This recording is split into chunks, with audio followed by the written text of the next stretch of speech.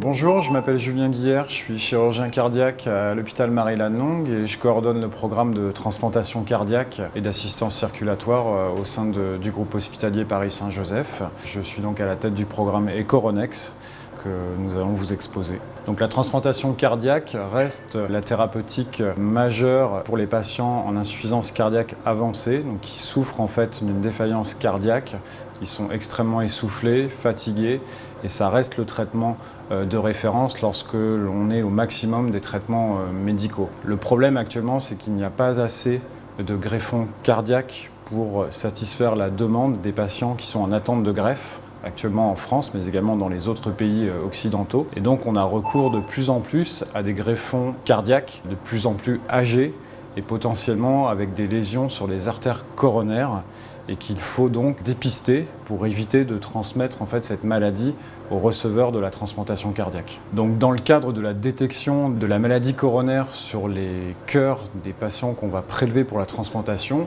soit la maladie a été détectée sur le donneur par un examen qu'on appelle une coronarographie, qui est un examen qui est pratiqué en pratique courante en cardiologie pour faire le diagnostic de la maladie coronaire, pour dépister et pour diagnostiquer un infarctus par exemple.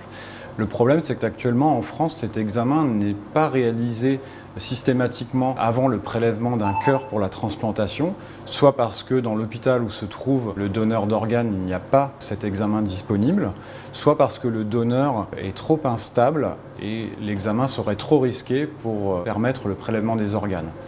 Donc la solution que nous proposons, en fait, c'est de réaliser cet examen une fois que le cœur a été prélevé.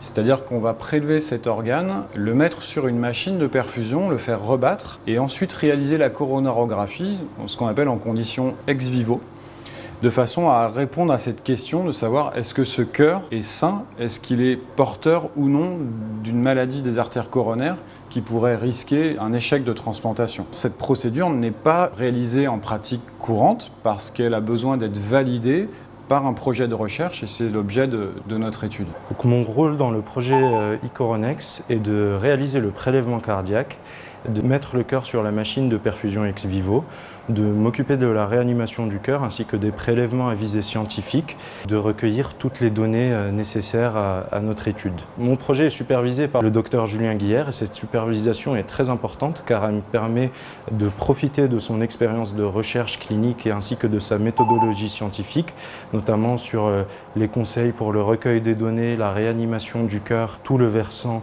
du protocole scientifique. Donc l'impact de ce projet, il est très clair, c'est d'augmenter le nombre de transplantations cardiaques en France. Pourquoi ? Parce qu'actuellement, on refuse un certain nombre de cœurs qui nous sont proposés pour la transplantation. On les refuse premièrement parce qu'on n'a pas cette information sur l'exploration des artères coronaires chez un patient qui est âgé, qui a potentiellement été exposé au tabagisme, au diabète. Ce sont des facteurs de risque de maladie coronaire et on sait que si on prend ce cœur sans avoir cette information sur l'état des artères coronaires, on risque un échec de transplantation. Donc on refuse. L'autre situation, c'est qu'on va quand même prendre ces cœurs-là parce qu'on a besoin du cœur pour faire une transplantation cardiaque urgente et donc on prend un risque, c'est qu'on ait un échec, une défaillance de la transplantation et donc une surmortalité des patients lorsqu'ils sont transplantés.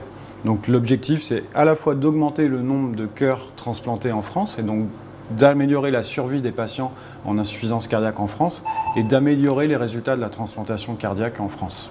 Les projets de recherche dans le domaine cardiovasculaire ont besoin de soutien. Il est extrêmement difficile d'obtenir des financements de la part de fondations, de sociétés savantes, parce que les moyens sont de plus en plus limités. Or, les maladies restent graves. On a des pistes de recherche qui sont encore peu développées. Et comme dans le cadre de ce projet, on a besoin d'un soutien tel que la Fondation Cœur et Recherche nous le propose. Ce ne sont pas des projets qui peuvent être soutenus par les industriels, par le monde de l'industrie pharmaceutique par exemple, parce que pour eux, il n'y a pas d'enjeu commercial à courte durée. Et pour nous, en fait, l'intérêt de ces projets, c'est d'avoir une réponse très rapidement pour les patients dans notre pratique de soins courants.